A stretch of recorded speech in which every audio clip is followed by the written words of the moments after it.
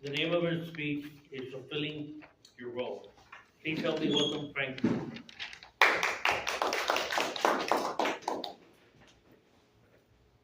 Thank you, Toastmaster.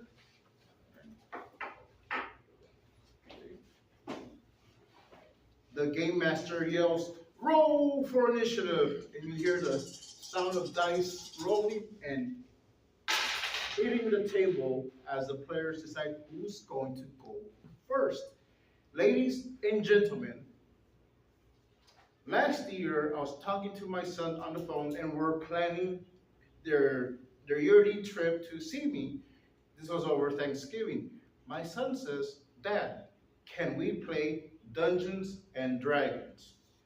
For those of you that don't know, Dungeons and Dragons is a paper and pen uh, role-playing game where you pick a character, you fill out what your character is going to be, you roll dice to see what your stats are going to be, your strength, your dexterity, your intelligence, your wisdom, and we do a little adventure. And that was my first time running a game for anyone, and it happened to be for my son and my daughter. My other son wanted to play video games instead, but that's okay because this year they all wanted to play. So last year was my first time, and I was just learning the ropes. I was getting the books that I needed, I was getting the equipment that I needed, dice, adventures, and this year I decided I wanted to do something a little bit better, a little bit more organized.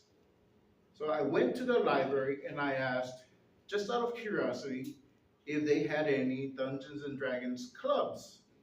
And they said no, but they also said it's really up to patrons, which meant if I wanted something like that, I would have to do it. And they encouraged me to do it. And I said, sure, I'll do this, not realizing what I was getting myself into. So I went home and I looked up a simple adventure online. I found one that I liked, a pirate adventure. And for weeks and weeks before the children came, I'm studying, I'm preparing, I'm buying extra things because why not? You can always have more dice, you can always have more pencils and pens and maps. When the kids get here and you know, I'm excited, and all they want to do for at first is play video games. So we just play video games, and we're going over my notes. This Saturday comes around, and that's the day of the game. And the library did ask me if other people can join in. Originally, it was just going to be the four of us, and I said sure. And that was another reason that I was kind of nervous because I'm hoping it doesn't become a catastrophe of the session. Lo and behold, no one else showed up, but the library did provide a nice room and snacks. They funded my family time. For me, it worked out. The kids loved it. They had.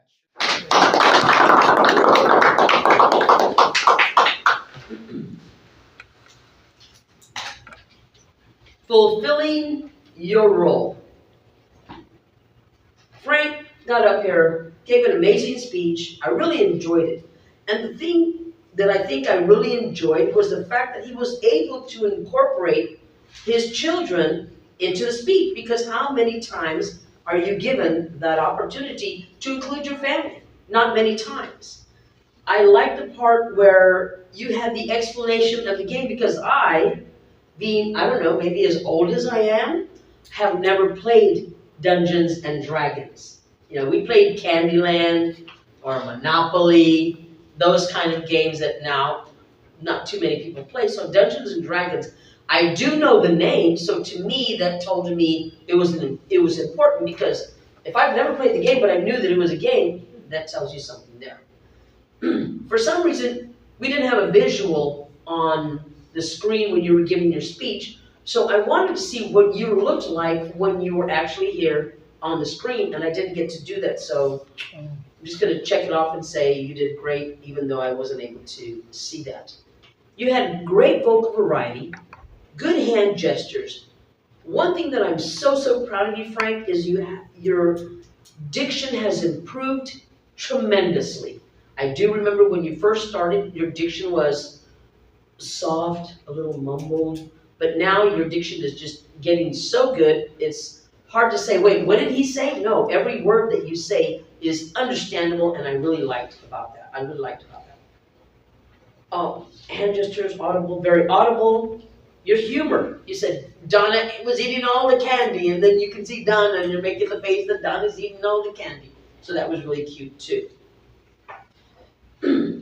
So with a good evaluation, I'm going to give you items that I feel you can improve on that might help you. There were a few things, maybe the grammarian is going to catch that. You said, I was, and then you said, until people show up. And another thing that you said, and this is, I don't know why I'm a stickler about this, I guess because I was corrected with it when I was in high school, but you said, Riley, he's like, hey, Dad. Well, you don't say Riley, he, because it's like saying Riley. So there you could have just said, Riley said, hey, Dad. So you don't say Riley, he, or Mom, she, or my friend, she. You just don't need to do that.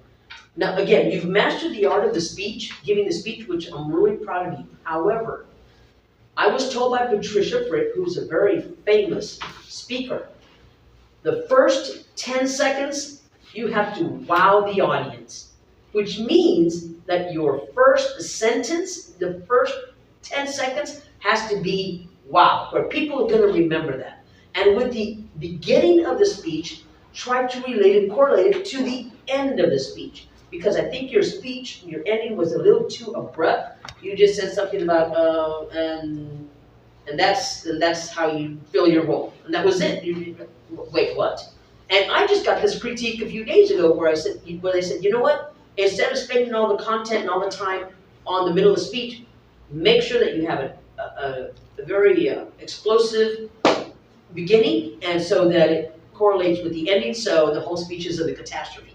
So go ahead and work on that and see how you can do, and I look forward to the next speech. Thank you, Frank.